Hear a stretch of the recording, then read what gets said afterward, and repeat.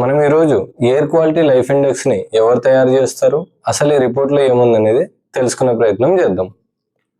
ఈ air quality life index ఏదైతే ఉందో ఇది Michael Greenstone Energy Policy Institute University of Chicago ఏదైతే ఉందో వీళ్ళిద్దరి సమక్షంలోనే ఈ రిపోర్ట్ తయారు చేయడం జరుగుతుంది. అసలు ఈ రిపోర్ట్ ఈ ఎయిర్ క్వాలిటీ అనేదాన్ని ఎలా పరిగణలోకి తీసుకుంటుంది అంటే, ఈ పొల్యూటెంట్ ఏదైతే ఉందో పర్టికులేట్ మ్యాటర్ 2.5 అనేసి ఉంటుంది.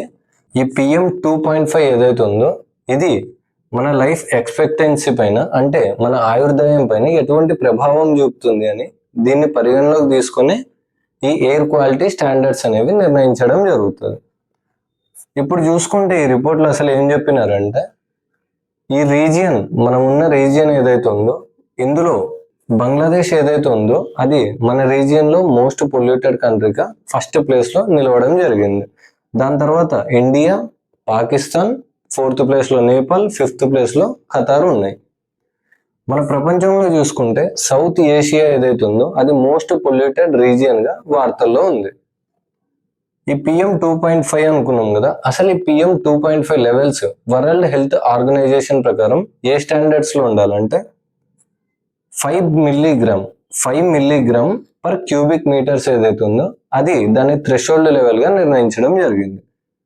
అదే PM 2.5 కి సంబంధించి మన ఇండియాలో 40 మిల్లీగ్రామ్ పర్ క్యూబిక్ మీటర్ అనేది థ్రెషోల్డ్ లెవెల్ గా నిర్ణయించడం జరిగింది. ఈ రిపోర్ట్ ప్రకారం ఈ 5 మిల్లీగ్రామ్ పర్ క్యూబిక్ మీటర్ ఉంది కదా, ఈ లెవెల్ ని దాటిన ప్రదేశాల్లో మన భారతదేశంలో సుమారుగా 1.4 బిలియన్ మంది పీపుల్ నివసించడం జరుగుతుంది. దీనివల్ల మన ఇండియాలో ఉన్నటువంటి ప్రజలు యొక్క లైఫ్ ఎక్స్పెక్టెన్సీ ఏమవుతుందంటే 3.5 ఇయర్స్ దాదాపుగా తగ్గుతుందనేసి ఈ రిపోర్ట్ చెప్తుంది. ప్రపంచంలో ఒకసారి చూసుకుంటే చైనా, అమెరికా తర్వాత మన ఇండియా మోస్ట్ పొల్యూటెడ్ కంట్రీ అనేసి ఈ రిపోర్ట్ చెప్తుంది. మన ఇండియాలో చూసుకుంటే నార్థన్ బెల్ట్, నార్త్ ఇండియా ఈ రీజియన్ ఏదైతే ఉందో అది వరల్డ్ లో మోస్ట్ పొల్యూటెడ్ జోన్ అనేసి ఈ రిపోర్ట్ చెప్పడం జరుగుతుంది. ఈ రిపోర్ట్ లో స్పెసిఫిక్ గా ర్యాంకింగ్స్ అనేవి ఉండవు.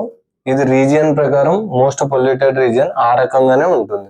సో మన కంటెంట్ నచ్చినట్లయితే ఖచ్చితంగా లైక్ చేయండి, ఈ వీడియో మీ మిత్రులకు షేర్ చేయండి, మన ఛానల్ని ఇప్పుడే సబ్స్క్రైబ్ చేసుకోండి. Thank you.